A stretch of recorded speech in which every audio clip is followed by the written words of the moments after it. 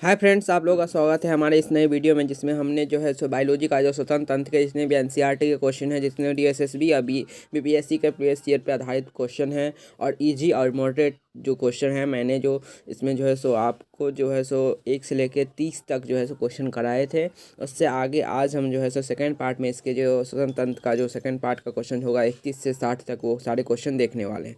तो पहला क्वेश्चन है इसमें, ऊंचाई पर जाने पर आरबीसी की संख्या बढ़ने का तात्कालिक कारण क्या है। तो ऊंचाई पर जाने में आरबीसी की संख्या बढ़ने का तात्कालिक कारण क्या है? अधिक CO2, कम तापमान, कम ऑक्सीजन दाब या अधिक आर्द्रता।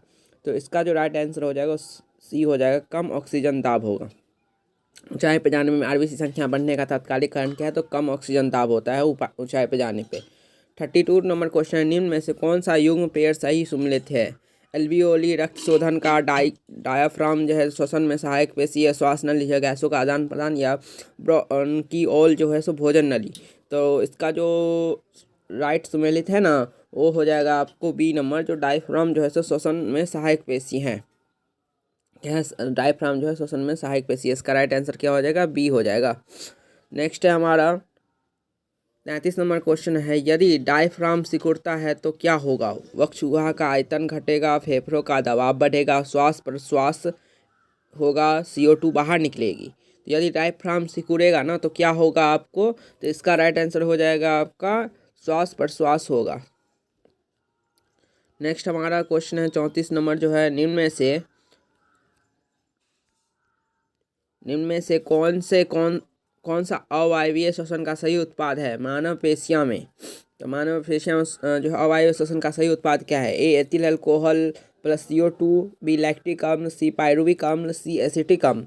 तो अवायवीय श्वसन जिसमें ऑक्सीजन जो है अनुपस्थित होती है, उसमें जो है सो जो बनता है ना, उसका उत्पाद क्या होता है? तो उसका उत्पाद जो होगा ना, लैक्टिक अम्ल बनेगा अवायवीय श्वसन में। 35 नंबर क्वेश्चन है यहाँ पे, श्वसन गुणांक का मान 1 से अधिक कब होता है? कार्बोहाइड्रेट श्वसन में, वसा श्वसन में, प्रोटीन श्वसन में, कार्बनिक अम्लों के श्वसन में। तो इसका राइट आंसर आपका हो जाएगा कार्बनिक अम्लों के श्वसन में होता है। श्वसन गुणांक का मान 1 से अधिक कब होता है? तो कार्बनिक अम्लों के श्वसन में होता है। 36 नंबर क्वेश्चन है, ग्लाइकोलिसिस में अंत में ग्लूकोज किस में परिवर्तित हो जाता है? तो ग्लाइकोलिसिस में अंत में ग्लूकोज किस में परिवर्तित होता है? ए लैक्टिक अम्ल, B acetyl CoA, B C pyruvic अम्ल, डी साइट्रिक अम्ल। तो 36 का राइट आंसर हो जाएगा जो होगा पायरुविक अम्ल होगा। सी आंसर हो जाएगा। ग्लाइकोलिसिस के अंत में ग्लूकोज किस में परिवर्तित हो जाती है? पायरुविक अम्ल में। इसका राइट आंसर सी हो जाएगा। नेक्स्ट हमारा 37 नंबर क्वेश्चन है, जो ग्लाइकोलिसिस के एंजाइम कहाँ पाए जाते हैं? माइटोकॉन्ड्रिया, केंद्र, कोशिका द्रव, राइबोसोम। तो ग्लाइकोलिसिस के एंजाइम कहाँ पाए जाते हैं? तो इसका हो जाएगा कोशिका द्रव में। ग्लाइकोलिसिस के एंजाइम कहाँ पाए जाते हैं? कोशिका द्रव में। इसका राइट आंसर क्या हो जाएगा? 37। नेक्स्ट है 38 नंबर है, ऊतकों में ऑक्सी हीमोग्लोबिन से ऑक्सीजन निकलकर ऊतकों में क्यों चली जाती है? तो ऊतकों में ऑक्सी हीमोग्लोबिन से निकल कर ऊतक क्यों चलती है? O2 की अधिकता से, CO2 की कमी से, O2 की कमी, CO2 की अधिकता से, तापमान में कमी से। तो ऊतकों में जो ऑक्सी हीमोग्लोबिन से ऑक्सीजन निकल कर ऊतकों में क्यों चली जाती है? तो 38 का राइट आंसर हो जाएगा सी, O2 की कमी एवं CO2 की अधिकता से। नेक्स्ट 40 नंबर क्वेश्चन है, फेफड़ों की कुपिकाओं एल्वियोली में गैसीय विनिमय किस प्रकार होता है? विसरण द्वारा, प्रासरण द्वारा, सक्रिय ट्रांसपोर्ट द्वारा, सरल परिवहन द्वारा। तो इसका राइट आंसर हो जाएगा आपका विसरण द्वारा होता है। जो फेफड़ों की कुपिकाएँ जो उसमें जो गैसीय का विनिमय किस प्रकार होता है? तो विसरण के द्वारा होता है। नेक्स्ट हमारा 40 नंबर क्वेश्चन है हमारा, मानव शरीर में श्वसन केंद्र कहाँ स्थित होता है? तो मानव शरीर में श्वसन केंद्र कहाँ स्थित होता है? सेरिब्रम में, सेरिबेलम में, मेंडुला ऑब्लोगाटा एवं पोन्स में, या डी हाइपोथैलेमस में। तो मानव शरीर में श्वसन केंद्र कहाँ स्थित होता है? तो मानव शरीर में श्वसन तंत्र जो होता है ना, सो मेंडुला ऑब्लोगाटा एवं पोन्स में स्थित होता है श्वसन केंद्र। मानव शरीर में श्वसन केंद्र कहाँ स्थित होता है? तो मेंडुला ऑब्लोगाटा एवं पोन्स में। 40 नंबर क्वेश्चन है, फेफड़ों के ऊपर का आवरण किसका बना होता है? तो फेफड़े का ऊपर का आवरण किसका बना होता है? संयोजिक ऊतक का, पेशीय ऊतक का, पल्यूरल कला या उपास्थि का। तो इसका राइट आंसर हो जाएगा सी, पल्यूरल कला का। फेफड़ों के ऊपर का आवरण किसका बना होता है? पल्यूरल कला का। CO2। नेक्स्ट है हमारा 42 नंबर क्वेश्चन, CO2 का शाब्दिक परिवहन किस रूप में होता है? घुली हुई अवस्था में, कार्बामिनो हीमोग्लोबिन में, सी बाइकार्बोनेट आयन में, डी कार्बनिक अम्ल में। तो CO2 का शारीरिक परिवहन किस रूप में होता है? तो 42 का राइट आंसर जो है आपका सी है, जो है बाइकार्बोनेट आयन के रूप में होता है। CO2 का शारीरिक परिवहन किस रूप में होता है? तो बाइकार्बोनेट आयन के रूप में होता है। नेक्स्ट हमारा चलिए 43 नंबर क्वेश्चन है, जो क्रेब्स चक्र में ग्लूकोज के एक अणु से कितनी ATP अणुओं का निर्माण होता है? 43 का राइट आंसर क्या हो जाएगा? 12, B 24, C 36, D 38। तो 43 का जो राइट आंसर है सो है आपका 24। क्रेब्स चक्र के ग्लूकोज के एक अणु में कितने ATP अणुओं का निर्माण होता है? 24 अणुओं का निर्माण होता है। नेक्स्ट है हमारा ग्लाइकोलिसिस चरण में कितने ATP अणुओं का शुद्ध लाभ होता है? ग्लाइकोलिसिस चरण में कितने ATP अणुओं का शुद्ध लाभ होता है? 44 का राइट आंसर हो जाएगा आपका बी, 2 अणुओं का। ग्लाइकोलिसिस चरण में कितने ATP अणुओं का शुद्ध लाभ होता है? क्रेब्स चक्र में ग्लूकोज एक अणु से कितने ATP अणुओं में का निर्माण होता है? तो 24 का। ग्लाइकोलिसिस चरण में कितने ATP अणुओं का शुद्ध लाभ होता है? तो 2। 45 नंबर क्वेश्चन है यहाँ पे, किण्वन अर्थात अनोक्सी श्वसन की खोज सर्वप्रथम किसने की थी? Robert Koch, Louis Pasteur, Charles Darwin, D Gregor medal. किण्वन अर्थात अनोक्सी श्वसन की खोज सर्वप्रथम किसने की थी? तो किण्वन की खोज जो है सो हमारा जो है लुई पास्चर ने किया था। नेक्स्ट हमारा 46 नंबर क्वेश्चन हमारा, फेफड़ों तक अशुद्ध रक्त किसके द्वारा पहुंचाया जाता है?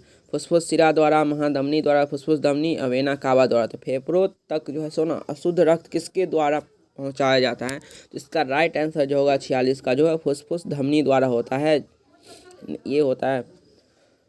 47 नंबर है, फेफड़ों द्वारा शुद्ध किया गया रक्त बाएं अलिंद में किसके द्वारा पहुंचाया जाता है? तो फेफड़ों द्वारा शुद्ध किया गया रक्त तो फुसफुस धमनी द्वारा पहुंचाया जाता है, कोरोनरी धमनी या वेना कावा या फुसफुस सिरा द्वारा। तो शुद्ध किया गया रक्त जो है ना सो इससे फुसफुस सिरा से पहुंचाया जाता है, डी होगा इसका राइट आंसर। नेक्स्ट हमारा 48 नंबर क्वेश्चन है, श्वसन गुणांक का मापन किस यंत्र से किया जाता है? स्पाइरोमीटर, रेस्पिरोमीटर, गैनोंग श्वसन मापी, ऑक्सीमीटर। तो श्वसन गुणांक का मापन किस यंत्र द्वारा किया जाता है, किस यंत्र से किया जाता है? तो 48 का राइट आंसर हो जाएगा गैनोंग श्वसन मापी द्वारा श्वसन गुणांक का मापन किया जाता है। नेक्स्ट हमारा 49 नंबर क्वेश्चन हमारा, ऑक्सीजन की कमी के कारण शरीर के ऊतकों में ऑक्सीजन की कमी होने का क्या कहते हैं? ऑक्सीजन की कमी के कारण शरीर के ऊतकों में ऑक्सीजन की कमी होने को क्या कहते हैं? तो एनीमिया, हाइपोपोक्सिया, एनोक्सिया या श्वसन अवरोध या साइनोसिस। तो 49 का राइट आंसर हो जाएगा हाइपोक्सिया या एनोक्सिया हो जाएगा, जो उसमें ऊतकों में जो ऑक्सीजन की कमी के कारण शरीर के ऊतकों में ऑक्सीजन की कमी होने को क्या कहते हैं? तो हाइपोक्सिया कहते हैं, एनोक्सिया कहते हैं। 50 नंबर है, मानव शरीर में CO2 का सर्वाधिक परिवहन किस रूप में होता है? मानव शरीर में CO2 का सर्वाधिक परिवहन फ्लूइड CO2, कार्बनिक हीमोग्लोबिन, बाइकार्बोनेट आयन, कार्बनिक अम्ल। तो देखिए यहाँ पे जो मैंने पहले भी ये क्वेश्चन जो है ये दोहराया गया है, तो इसका राइट आंसर क्या हो जाएगा? बाइकार्बोनेट आयन के रूप में जो है मानव शरीर में CO2 का सर्वाधिक परिवहन किस रूप में होता है? बाइकार्बोनेट आयन के रूप में। 51 नंबर क्वेश्चन है, ग्लाइकोलाइसिस की संपूर्ण प्रक्रिया कहाँ संपन्न होती है? माइटोकॉन्ड्रिया के मैट्रिक्स, माइटोकॉन्ड्रिया बाह्य झिल्ली में, कोशिका द्रव्य में, केंद्रक में। ग्लाइकोलाइसिस की संपूर्ण प्रक्रिया कहाँ संपन्न होती है? तो ग्लाइकोलाइसिस की संपूर्ण प्रक्रिया कोशिका द्रव्य में होती है, संपूर्ण होती है, उसका द्रव्य में संपूर्ण होती है ग्लाइकोलाइसिस की संपूर्ण प्रक्रिया। नेक्स्ट है हमारा 52 नंबर क्वेश्चन है, क्रेब्स चक्र में एक एसिटाइल CO से कुल कितने NADH बनते हैं? तो इसका राइट आंसर क्या हो जाएगा? 52 का जो होगा सो 3। क्रेब्स चक्र में एक एसिटाइल CO से कुल कितने NADH बनते हैं? तो 3 बनते हैं। 52 का राइट आंसर सी हो जाएगा। 53 मानव श्वसन केंद्र का मुख्य भाग कौन सा है? Cerebellum, cerebrum, medulla oblongata, thalamus. D हो जाएगा थैलेमस। तो मानव श्वसन केंद्र का मुख्य भाग कौन सा है? तो 53 का राइट आंसर हो जाएगा मेंडुला ओब्लोगाटा। मानव श्वसन केंद्र का मुख्य भाग क्या होता है? तो इसका राइट आंसर सी हो जाएगा। 54 नंबर क्वेश्चन है, निम्न में से कौन सा युग्म सही सम्मिलित है? फुसफुस धमनी शुद्ध रक्त को है, फुसफुस सिरा अशुद्ध रक्त है, फुसफुस धमनी अशुद्ध रक्त है, महाधमनी अशुद्ध रक्त है। इनमें से कौन सा सही युग्म सुमेलित है? तो 54 का जो राइट आंसर हो जाएगा फुसफुस धमनी जो है ना सो अशुद्ध रक्त को ले जाता है, फुसफुस धमनी, ये राइट है। 55 नंबर है, ग्लाइकोलाइसिस के दौरान ATP का लाभ कितना होता है? शुद्ध लाभ कितना होता है? तो इसका राइट आंसर बी हो जाएगा 55 का बी। 55 का बी हो जाएगा। यहाँ पे जो है आपका बी 2। ग्लाइकोलाइसिस के दौरान ATP का शुद्ध लाभ कितना होता है? तो 2। 56 नंबर क्वेश्चन है, ऑक्सी हीमोग्लोबिन के अपघटक अपघटन का प्रमुख कारण क्या है? तो ऑक्सी हीमोग्लोबिन के अपघटन का प्रमुख कारण क्या है? CO2 की अधिकता, CO2 की कमी, CO2 की अधिकता, तापमान में कमी। 56 का राइट आंसर क्या हो जाएगा आपका? सी, CO2 की अधिकता। ऑक्सीजन के अपघटन का प्रमुख कारण क्या है? CO2 की अधिकता। 57 नंबर है, फेफड़ों की कोशिकाओं की भित्ति किससे बनी होती है? फेफड़ों की कोशिकाओं की भित्ति उपास्थि, पेशी ऊतक, एक स्तरीय समतल उपकला, बहुस्तरीय उपकला। तो 57 का राइट आंसर क्या हो जाएगा? सी, एक स्तरीय समतल उपकला है। फेफड़ों की कोशिकाओं की भित्ति किससे बनी होती है? तो एक स्तरीय समतल उपकला से। इसका राइट आंसर क्या होगा? 57 की सी होगा। फेफड़ों की कोशिकाओं की भित्ति किससे बनी होती है? तो एक स्तरीय समतल उपकला से। 58 का आंसर क्या होगा? श्वसन गुणांक RQ का मान वसा के लिए कितना होता है? ए 1.0, बी 0.9, सी 0.8 या डी 0.7। तो श्वसन गुणांक RQ का मान किसके लिए कितना होता है? वसा के लिए कितना होता है? तो 58 का राइट आंसर हो जाएगा आपका डी, 0.7 होता है। नेक्स्ट 59 नंबर क्वेश्चन है, अनोक्सी शोषण में अंतिम उत्पाद क्या होता है? CO2 और जल, पायरुविक अम्ल, लैक्टिक अम्ल, एथेनॉल या एसिटाइल COA। तो 59 नंबर जो होगा ना, इसका राइट आंसर लैक्टिक अम्ल या एथेनॉल होगा। मानव शरीर में ऑक्सीजन की परिवहन मुख्यतः किसके द्वारा होता है? मानव शरीर में ऑक्सीजन का परिवहन मुख्यतः किसके द्वारा होता है? Plasma, RBC, WBC, platelet. इसका राइट आंसर क्या हो जाएगा? RBC के द्वारा होता है। तो हमारा जो 31 से 60 जो श्वसन तंत्र के जितने भी इजी मॉडरेट थे, PYQ पे आधारित थे या परीक्षा में पूछे जाने वाले जैसे क्वेश्चन जो है BPSC DSSB सब में जो है पूछे जाने वाले क्वेश्चन से ऊपर आधारित थे। और NCERT क्वेश्चन भी जो है इसमें बहुत सारे NCERT के क्वेश्चन थे। तो अगर आपको वीडियो अच्छा लगा तो लाइक करिएगा, सब्सक्राइब करिएगा, चैनल पर नए हो तो चैनल को सब्सक्राइब करिए। Bye, stay tuned. फिर मिलेंगे नेक्स्ट वीडियो में। एक कमेंट जरूर करिएगा। बाय।